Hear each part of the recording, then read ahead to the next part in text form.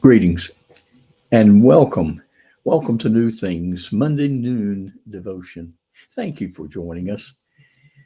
This Monday noon devotion is of great importance, even greater than some before. But what an awesome time we're living in today.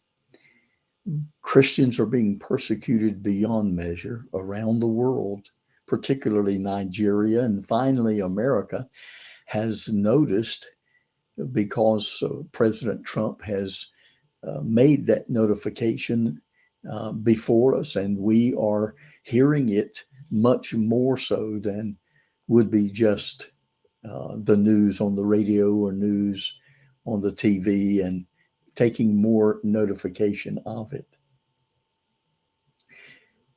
The sad fact is that's a normalcy that is going to be from here until Jesus returns. In fact, it's going to get worse according to Scripture. But I want to talk with you a little bit in a different tone, a different direction today. And that is where God is at work. In fact, the real purpose is God is at work all around us. Jesus said, "My Father has been working until today, and I'm also working."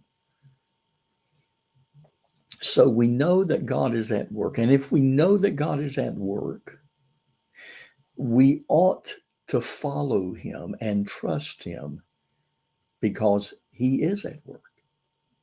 Now, the times and seasons are not in our hands, but they are in God's hands. And so God knows what he's doing. In this passage of scripture, we see that very vividly.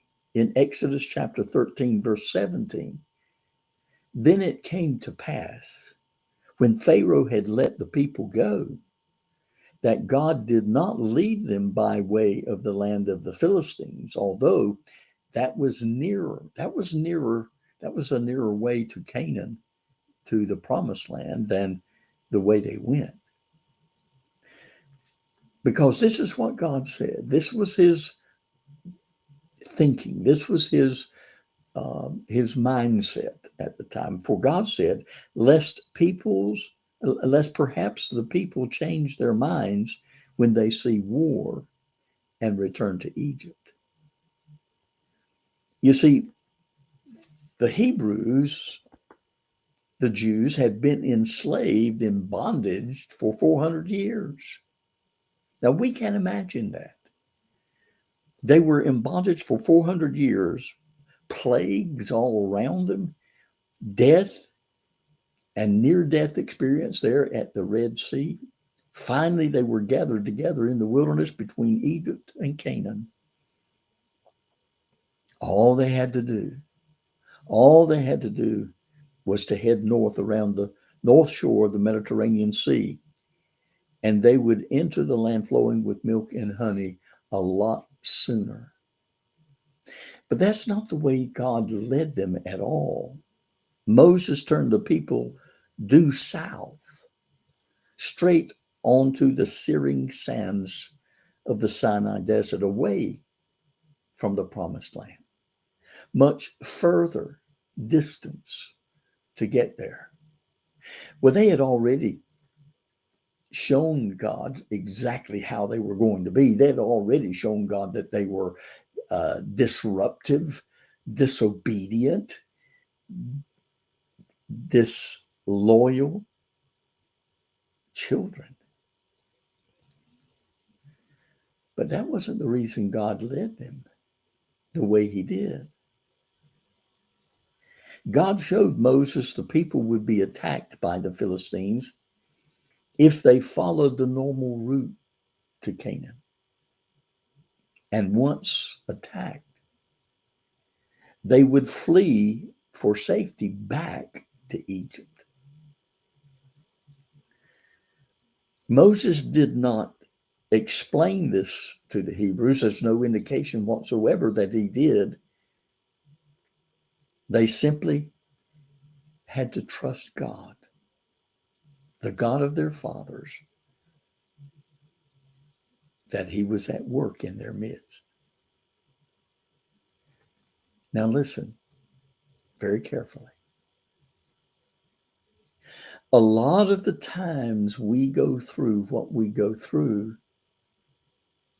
is because God is at work, and he is wanting to lead us in the best direction that will cause us to continue or cause us to trust in him implicitly, alone, in him alone.